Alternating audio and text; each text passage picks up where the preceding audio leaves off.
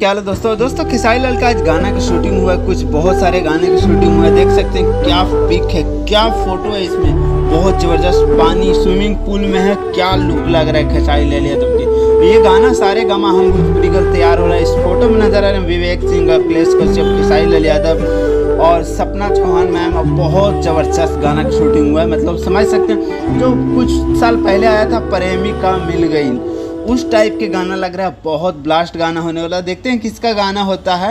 और बहुत ज़बरदस्त पिक निकल के आ रहा है। आप लोग सारे फोटो दिखा रहा हूँ। और ये गाना आने वाला है सारे गामा हम भोजपुरी पे। और देखते हैं कब तक आता है ब्लास्ट गाना। और बहुत सारे रील वीडियो भी निकल के आया है। और वो रील वीडियो दिखाऊंगा दूसरा वीडियो में।